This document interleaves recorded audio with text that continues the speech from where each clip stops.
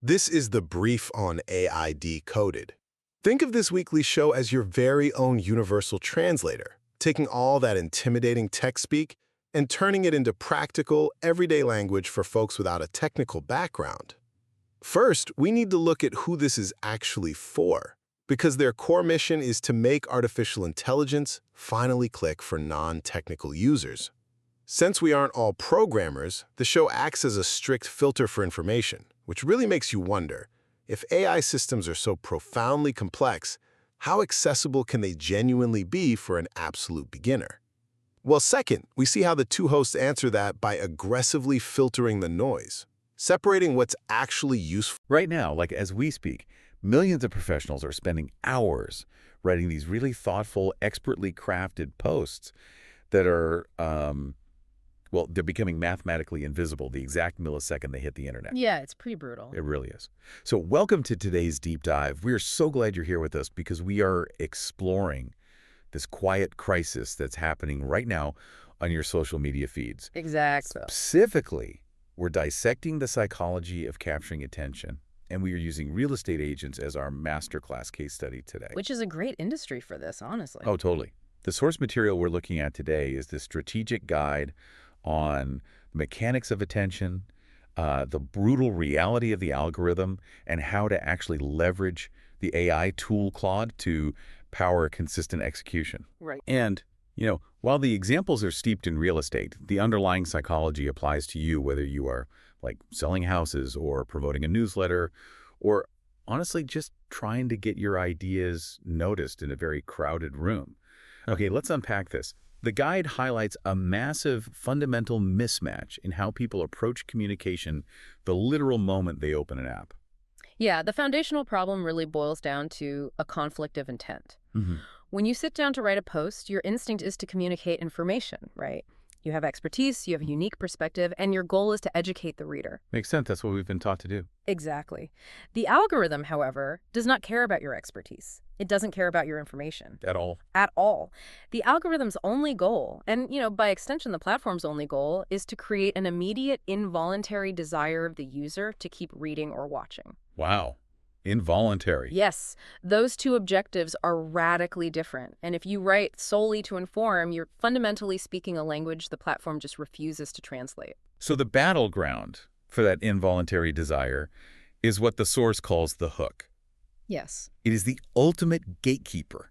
Like we're talking about that single visible sentence on Instagram before you're forced to tap more, or the first 3 seconds of a TikTok video. Or that one line on LinkedIn before the see more truncation just cuts you off. Right.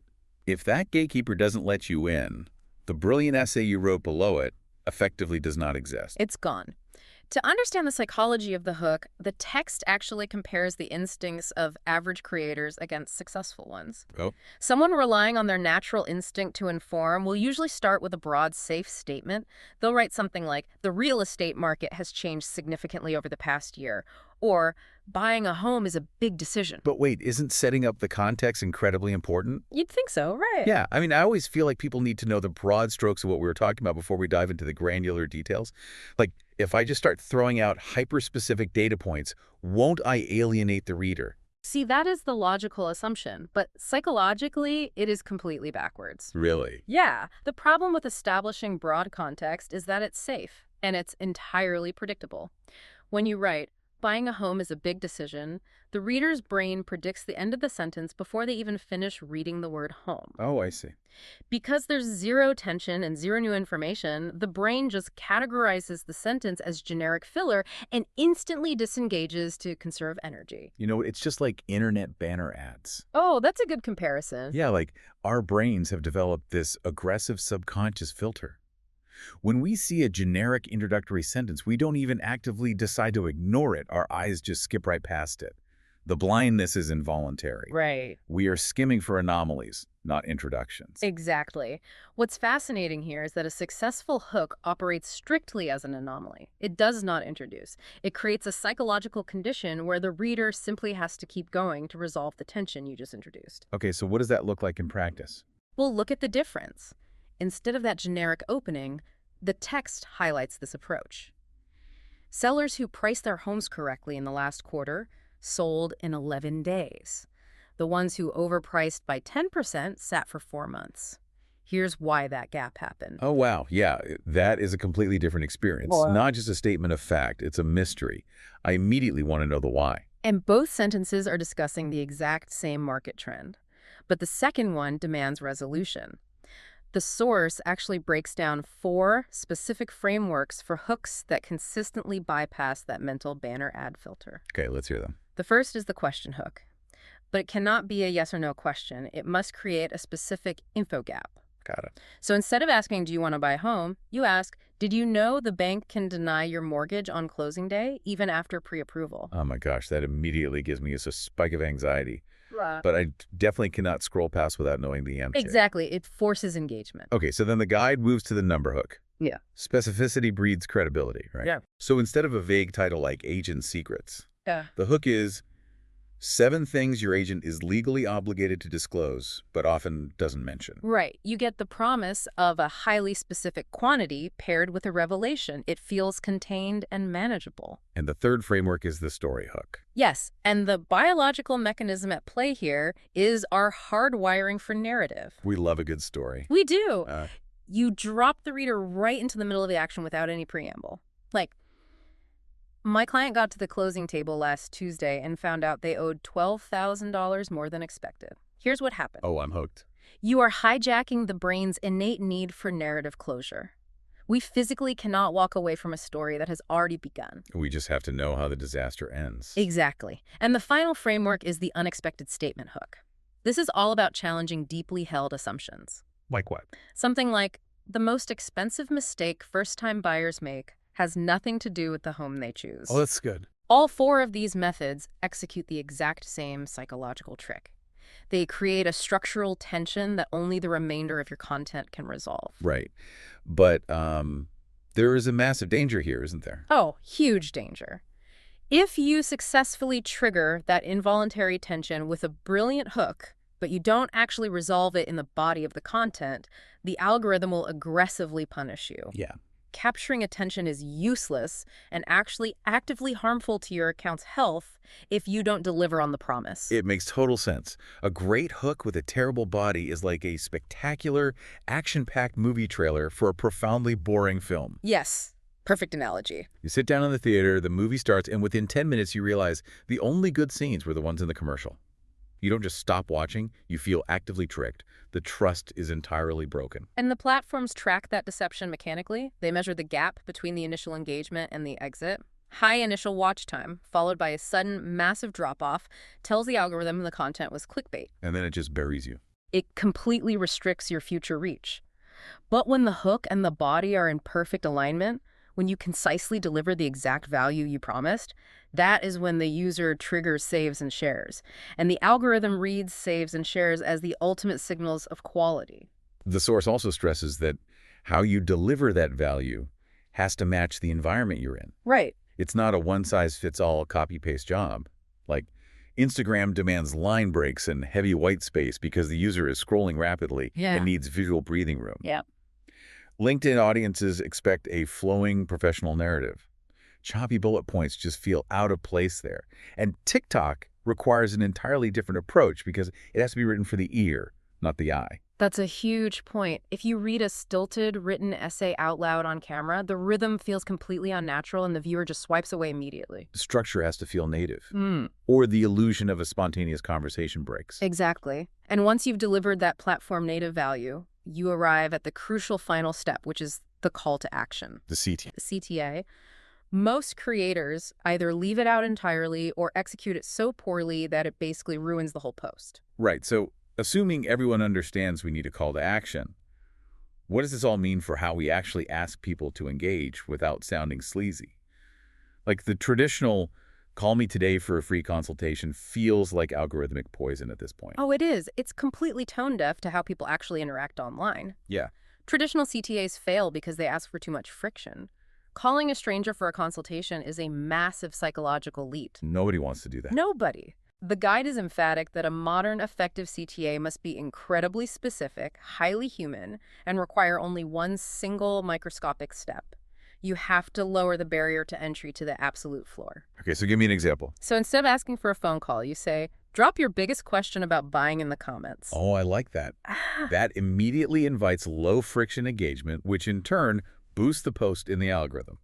So a total win-win. Another example from the text is just telling them, save this. You'll want to come back to it when you start the buying process. That is a direct command that provides genuine utility to the user while sending that high-value save signal to the platform. Right. Or even something like, if this is where you are right now, I'd love to hear about your situation in my DMs. That's great. It's a human invitation to chat, not a forceful sales pitch. You're shifting from a transactional demand to a conversational invitation. Precisely. But, even if you master the psychology of the hook, perfectly align the body copy, and use a frictionless CTA, the entire post can still just die in the void if you don't understand the mechanical vehicle delivering it. The distribution. The distribution. The guide breaks down some counterintuitive rules here, particularly when it comes to video, hashtags, and timing. Let's talk about video because it adds an incredibly unforgiving layer of complexity. Your hook has to fire visually and orally in the exact same millisecond. It's so hard to get right. It is. Visually, you need to be energized or already in motion the moment the first frame appears. Sitting completely still in a static setup shot subconsciously signals boredom to a user who is scrolling at warp speed. Yes. And orally, the very first words out of your mouth must be the hook itself. The classic introduction is dead, saying, hi, everyone. Today I'm going to talk about that is the fastest way to kill your own content. It really is. It feels polite, but it violates everything we just established about tension. The viewer has already swiped to the next video before you finish the word today. It is brutal, but it makes total sense. Now, once that perfectly optimized video or post goes live, it relies heavily on hashtags to find its audience. But I have to say, the instinct most people have, the instinct I would have, seems completely backward according to this guide. How so? Well, why wouldn't I just use the massive hashtags? If I'm posting about real estate, why wouldn't I tag it with the ones that have 50 million posts to get the absolute most eyeballs possible? Because hashtag with 50 million posts isn't a wider audience, it's a black hole. A black hole. Yeah, think of it like walking into a massive, screaming stadium during the Super Bowl and just whispering your name. No one is going to hear you. Your content is buried under 10,000 other posts the literal second you hit publish. Right. The algorithm needs a testing ground to figure out if your content is actually good before it shows it to the masses. So how does the framework actually structure that testing ground? It uses a 3-tier system based on post volume. The first tier is small niche tags, usually between 10,000 to 100,000 posts. This is like speaking at a local town hall meeting. Okay. The room is small, but everyone is paying attention. The algorithm shows your post to this hyper-specific audience first. If they engage, it graduates your post to the mid-sized tier, which is 100,000 to 500,000 posts. If it performs well there, it finally gets pushed to the large category tags with up to 2 million posts. Oh, that makes so much sense. So an agent in Miami shouldn't just spam the word real estate. They need to mix a hyper-local neighborhood tag for that initial town hall test, a mid-sized tag about the local buying process for the next tier, and a larger tag about Miami living generally. Exactly. You are literally building a staircase for the algorithm to climb. And that staircase is entirely dependent on the ultimate rule of distribution, which is the golden window of timing. The golden window? Yeah, creators obsess over data analytics, telling them the perfect time of data post, like exactly at 6 p.m. on a Thursday. But the source argues that the golden rule of engagement completely overrides the clock. Really? The actual best time to post is whenever you can physically be present in the app for the 30 to 60 minutes immediately following the upload. Wait, why does that specific window matter so much more than the time of day? Because the algorithm uses that first hour as its primary sample size. It pushes the content to a tiny fraction of your followers. If it sees rapid, continuous interaction in that first hour, it scores the post as a conversation starter and opens the floodgates to a broader audience. Oh. So if you post and then immediately reply to every single comment as they come in, you are artificially doubling the engagement velocity. That's a great hack. But if you schedule a post for the perfect time and then go into a 3-hour meeting where you're totally offline, the post just gathers dust. The algorithm assumes it's dead content and stops pushing it. Okay, here's where it gets really interesting. Everything we've discussed so far, the psychology of the hook, the algorithmic penalties, the hashtag staircases, the golden window, that is all just theory. Right. Knowing the rules doesn't mean you have the capacity to execute them. The actual crushing hurdle for most professionals is the blank page problem. Oh, absolutely. Staring at a blinking cursor 3 times a week, utterly exhausted from your actual job, trying to generate perfectly optimized content. The point of failure for almost every content strategy is consistency. And this is where the guide introduces artificial intelligence, specifically Claude, not to replace your human expertise, but to serve as the execution engine.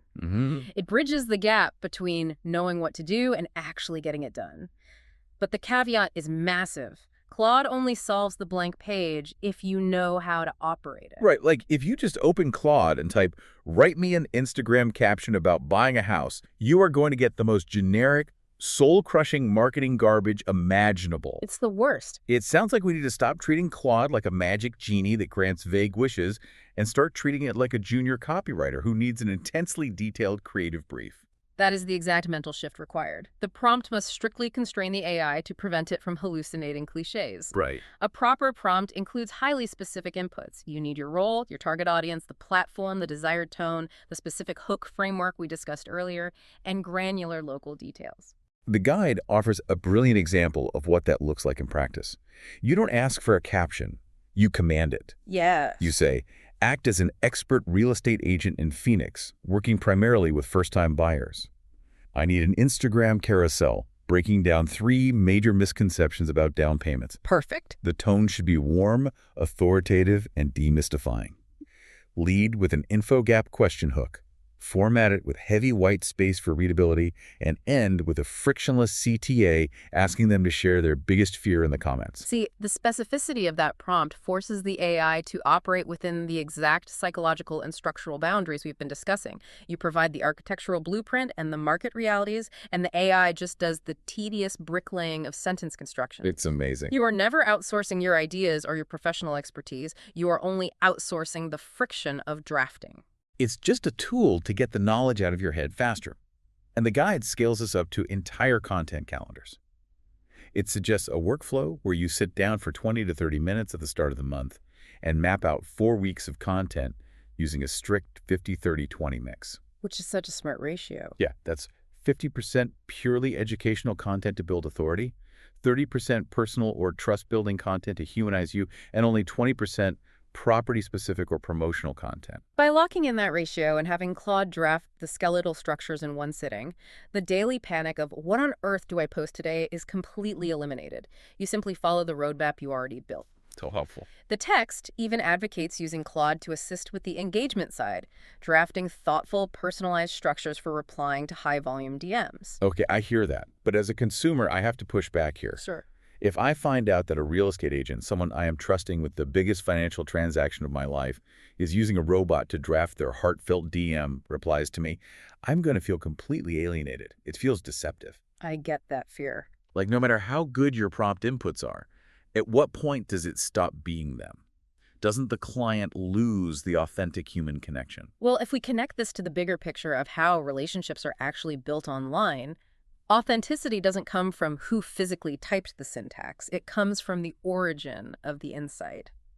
Okay, keep going. The AI did not invent the agent's knowledge of the local market. It didn't invent their unique personality or their empathy for a struggling buyer. The AI merely removed the friction so that the agent's actual genuine expertise could be communicated consistently rather than trapped in their head because they were too busy to type it out. Oh, I see. Social media, when executed correctly, is a compounding asset. Every single post, every informative reply is a micro deposit into a bank of trust. So you're saying the tool just ensures the deposits actually happen, whereas a burned-out human would just leave the DM unread for a week. Exactly. And to ground this, the text offers a stark, real-world case study, an agent named Elena operating in the highly competitive Austin market. Tough market. Very. Her niche is helping tech workers buy their first homes. Her days are completely packed with showings, writing offers, putting out fires. For 3 years, her social media strategy consisted of sporadically posting a generic, just listed photo whenever she remembered, mostly because it required zero creative energy. Right. Her profile existed, but it was practically invisible. She was totally stuck at 1,200 followers. She was the living embodiment of the blank page problem. Exactly. So she implements the framework. Every Sunday evening, she blocks out exactly 30 minutes with Claude. She inputs the raw data, like the specific anxieties her tech clients expressed during showings that week, the weird market anomalies she noticed, the recurring questions about interest Oh, rates. that's smart. Right. Claude takes her raw, authentic market observations and outputs structured drafts utilizing perfect hooks, platform-native formatting, and frictionless CTAs. She spends a few minutes tweaking the voice to sound exactly like her and schedules them for the week. And what happened? The results illustrate the true power of consistency combined with optimized structure. Her follower count doubled in just 4 months. Wow. But vanity metrics aren't even the point. By month 8, she was receiving warm inbound leads directly through her DMs from buyers who felt they already knew her. Because she had consistently delivered value that resolved their psychological tension. Yes, they already trusted her judgment before the first phone call even happened. Her conversion rate on those inbound leads was astronomically higher than cold outreach. She didn't become a different artificial person. She just used an execution engine to scale the expertise she already had. It's a fundamental shift in how to view these tools. It really is. So, to recap the journey we just took today, we started by recognizing the quiet crisis at the sentence level. The fact that writing purely to inform with generic, safe introductions makes you invisible to a brain actively hunting for anomalies. Mm-hmm. We explored how the hook acts as the ultimate gatekeeper, using questions, numbers, stories, and unexpected statements to create a biological tension that demands resolution. And we examined the severe algorithmic penalties for deceptive clickbait, reinforcing the need to perfectly align your body copy with the promise of your hook, while adapting the formatting to the native rhythm of the specific platform. Yep. And we redefined the call to action, moving away from high-friction demands to single-step, low-friction invitations. We navigated the hidden mechanics of distribution, like why screaming into the 50 million hashtag stadium guarantees you'll be ignored, and how utilizing the small to large hashtag staircase allows the algorithm to test your content. Right. We uncovered the vital importance of the 30 to 60-minute golden window, proving that immediate engagement velocity matters far more than the perfect time of day. Such a game changer. And finally, we saw how treating Claude like a junior copywriter with highly restrictive, detailed prompts can entirely eliminate the blank page problem, turning sporadic, exhausting effort into a compounding asset of deep trust. Whether you are selling real estate in Austin, launching a startup, or promoting your own passion project, this framework fundamentally changes the mechanics of how you were heard. It provides complete architectural blueprint for attention, but it also raises a crucial question, something for you to mull over as you begin building your own strategy. Let's hear it. If execution engines like Claude completely solve the blank page problem, and eventually every single person in your feed is utilizing perfect psychological hooks, flawlessly aligned body copy, and algorithmically optimized structures, what happens next? Oh, wow. Will this absolute structural perfection just become the new generic? And if it does, will audiences suddenly develop a deep, intense craving for messy, unpolished, entirely unoptimized human content all over again? Oh, that is a wild thought. The perfect becoming the new invisible. I absolutely love it. Well, thank you so much for joining us on this deep dive. Take these insights, stop writing safe introductions, respect the golden window, and go build your compounding asset. We'll catch you next time. This is The Brief on the AI Decoded podcast. AI Decoded is a weekly show that provides actionable tech advice, and today we are looking at their broadcasting footprint and upcoming programming. You know, keeping up with AI tools feels kind of like navigating this dense, totally unpredictable jungle, which is exactly why finding a reliable guide is absolutely crucial. First, where do you find that guide? Well, listeners can expect a new episode every single week, accessible across all major platforms, including Spotify, Apple Podcasts, and YouTube. So why